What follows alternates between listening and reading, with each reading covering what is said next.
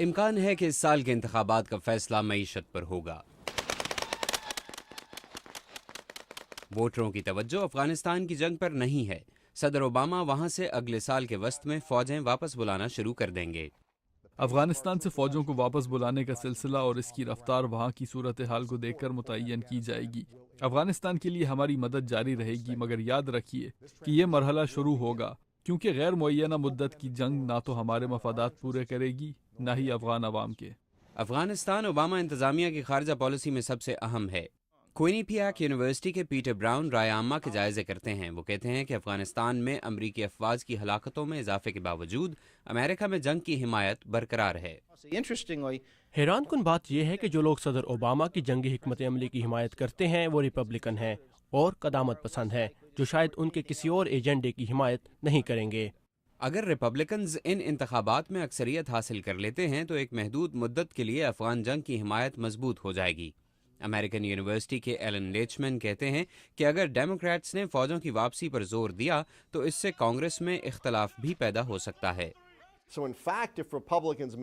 اگر Republican party اکثریت حاصل کر لیتی ہے تو صدر اوباما کے لیے یہ آسان ہو جائے گا کہ وہ افغانستان کی جنگ کو جاری رکھ سکیں، مگر یہ بھی ہو سکتا ہے کہ ان کے لیے فوجوں کی واپسی کا سلسلہ شروع کرنا مشکل ہو جائے۔ کانگریس میں ریپبلکن پارٹی کی اکثریت ان قدامت پسندوں کے ہاتھ مضبوط کر دے گی جو صدر اوباما پر ایران کے خلاف سخت اقدامات کرنے کے لیے زور دے رہے ہیں۔ ہینری ناو کا تعلق قدامت پسند تھنک ٹینک ہیریٹیج فاؤنڈیشن سے ہے۔ مجھے نہیں لگتا کہ پابندیاں ایران کو ایٹمی پروگرام روکنے کے لیے مجبور کر سکتی ہیں، اور یقیناً صدر اوباما کا نظریہ ایسا ہی ہے کہ دنیا اسی طرح کام کرتی ہے اور ایران مسائل پیدا کرتا رہے گا۔ کانگریس میں زیادہ قدامت پسند آوازوں کا مطلب ہے کہ صدر اوباما پر روس، چین اور شمالی کوریا کے خلاف سخت اقدامات کرنے کے لیے زور دیا جائے گا، یہ کہتے ہیں ایلن لیچمن۔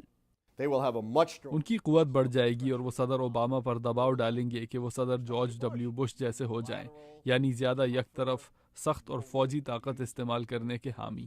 ریپبلکن اکثریت کا سب سے پہلا اثر روس کے ساتھ ایٹمی ہتھیاروں کی کمی پر ہونے والے نئے معاہدے پر ہو سکتا ہے۔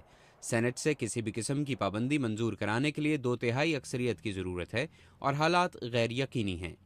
جم ملون کے ساتھ محمد عاطف، اردو VOA۔